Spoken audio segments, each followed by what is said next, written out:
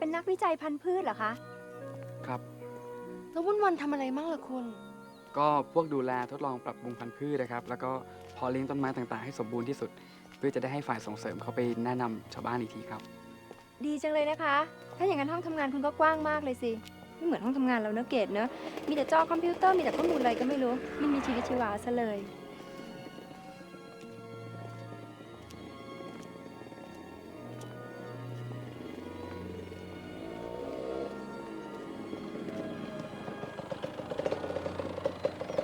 โอ้โหพี่ต้นแจ๋วว่ะ เฮ้ย ไป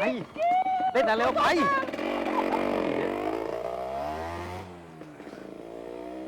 คือเป็นรุ่นน้องที่ทำงานด้วยกันนะครับ มันมันบ้าๆบอๆแล้วพวกคุณทำงานอะไรกันครับ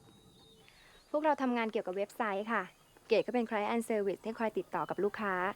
งานของฉันอยู่ในส่วนของเว็บโปรแกรมเมอร์นะคะซึ่งคอยจัดทำเว็บไซต์ตามรูปแบบที่ลูกค้าต้องการ โดยใช้โปรแกรมภาษาต่างๆ เช่น PHP JSP ASP หรือไม่ก็พวก Java ค่ะวิฉันพูดอะไรไม่รู้เรื่องใช่ไหม พวกคุณเก่งจังนะครับ ผมนี่กลัวคอมพิวเตอร์ที่สุดเลยครับ ไม่ถูกโลกมันสักที เดี๋ยวมาดูนี่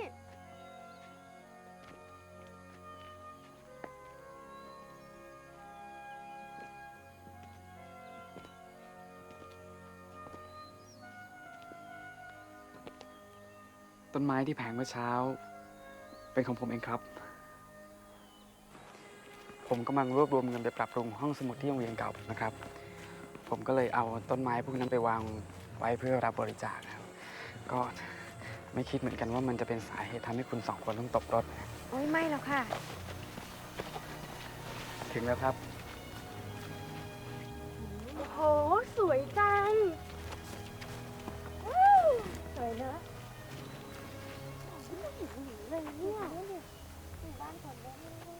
ารักจังเลย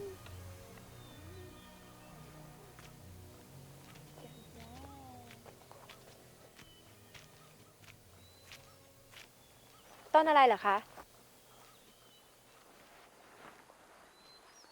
ต้นตระกูลผมเองครับ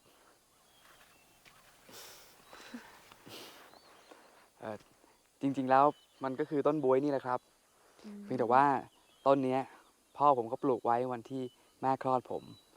ผมก็เลยนับว่ามันเป็นญาติคนเดียวที่เหลืออยู่ของผมครับ พ่อคุณทำงานที่นี่ด้วยเหรอคะ ครับ ทั้งพ่อทั้งแม่เลยครับ แล้วก็ตายที่นี่ตั้งแต่ผมยังเล็กครับ ทั้งคู่เลย